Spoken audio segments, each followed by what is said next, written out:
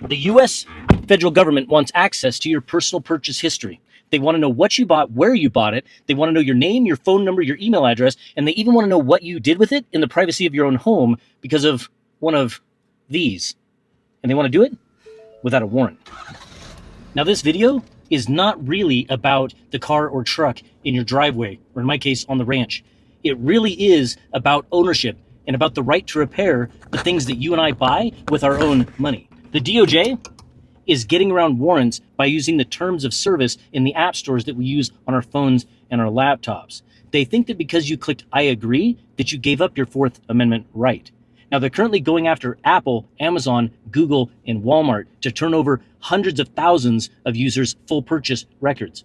Then they want to come talk to you and interview you on how you used those products. You'd literally be talking to law enforcement and testifying against yourself, because law enforcement, they don't interview innocent people. Now, this particular case is called United States versus EZ-Link, and EZ-Link makes the little devices that you connect to cars and trucks to tune them.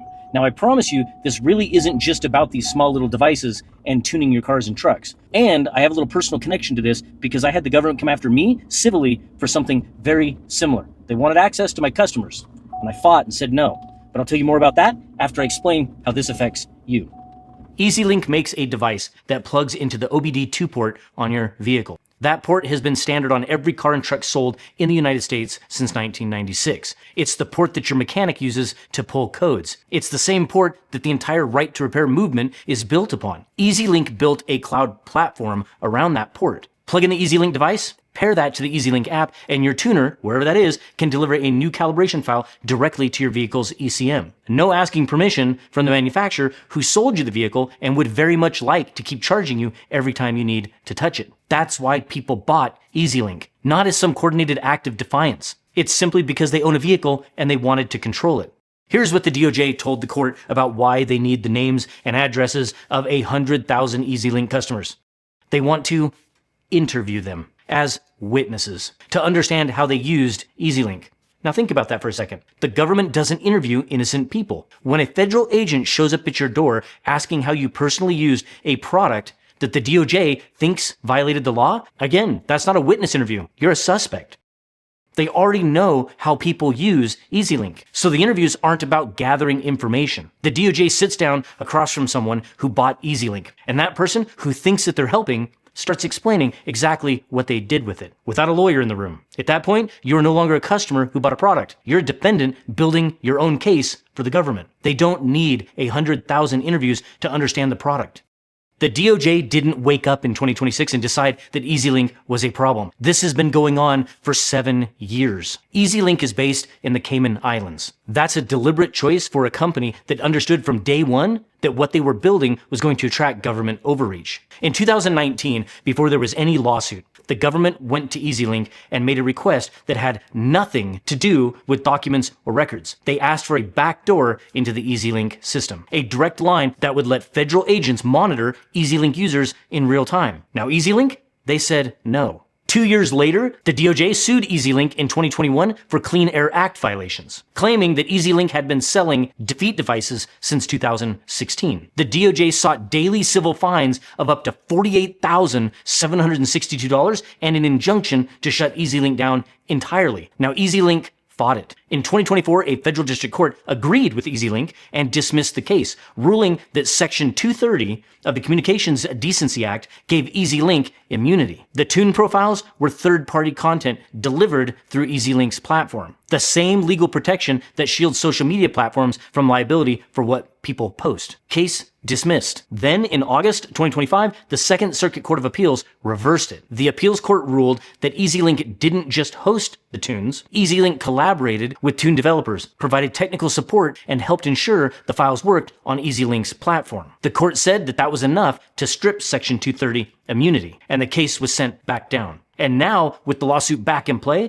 the DOJ's next move is to go to Apple, Google, Amazon, Walmart, and more and demand that personal information of every single person who downloaded the EZ-Link app. The DOJ tried to get inside EZ-Link's first system. EZ-Link said no. So the DOJ naturally went around them straight to the app stores and the retailers to get what they wanted anyway. They want access to you. Now the personal side of this government overreach story. The state of California came after me civilly. And what they wanted was my customer list, the names, addresses, and purchase history of every single one of our customers. California's position was that my customers had done something wrong. The state wanted to turn them into targets by getting their information and then going after them individually. I said no. I would rather fight and risk everything that we had built and even possibly go to jail than to help a district attorney with political aspirations turn innocent people into criminals. My attorneys called their attorneys and said something that I think about every time I see a story like this in the headlines. They said, "You don't understand my client. He believes in the rights of his customers more than he believes in his own financial survival. He will spend every last dollar that he has to protect their privacy. And if you do win, there will be nothing left for you to collect." California backed down. They were suddenly very open to a different conversation when they understood we weren't going to roll over. Now, I'm telling you this because the people who bought EasyLink are in the exact same position my customers were in. They just bought a product. They used it the way that they wanted to use it. And now the federal government wants their names and their addresses and is using a terms of service checkbox as the legal justification to get around without a warrant. Most of those 100,000 people have no idea that this is coming. And most of them aren't going to have a legal team ready to defeat them. The DOJ's legal argument in this case needs to be said plainly, because the implications go well beyond EasyLink and well beyond any single product category. The DOJ argued in court filings that EasyLink's customers lost what the DOJ calls cognizable privacy interest in their personal data the moment that they agreed to EasyLink's terms of service. What that means in plain English, you clicking "I agree" on an app store or to download an app is the DOJ's substitute for a warrant. No judge reviewed probable cause against you specifically. The DOJ went to Apple and Google and said, "These people agreed to terms of service." That agreement eliminated their privacy rights. Hand over the data. That's BS. And because the EasyLink subpoena targets Apple and Google, two companies with the resources and the legal teams to actually fight, whatever a court decides here sets the precedent for every App Store data request that comes after it. Now, Apple and Google are challenging the subpoenas. The data has not been handed over yet. I want you to think about the millions of people who use, for instance, geolocation and mapping apps like OnX. If the DOJ's terms of service argument holds in the EasyLink case, the government could use that same legal theory to throw out a net and access the exact GPS whereabouts of millions of people, and without a warrant, without probable cause. Now, I know that you're watching this and you think that there's nothing that you can do, that a lot of this is outside of anything that we can control. But that's not true. We actually can do things together as a community. So we're actually moving away from Discord, and we've started a brand new forum, and it's over at community.loyalmoses.com, and I'll have it up on the screen right here. It's in beta right now, but get over there, join it, and jump into the discussions. We'll organize. We'll do stuff. Thanks.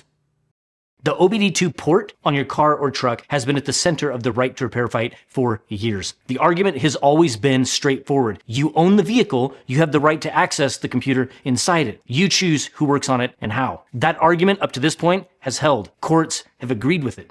That port didn't change. The computer you own inside the vehicle you paid for didn't change. The DOJ's theory of who controls what you do with it, that's what's changing. And the terms of service argument, if it holds, is the one that opens the door for every case that comes after EasyLink. Apple and Google are fighting it, thankfully. If they lose, 100,000 people who bought a tool to control how they use their own vehicle is going to find out that the DOJ has their name and home address. Without a warrant, you're just going to get a knock on your door. And this is a friendly reminder.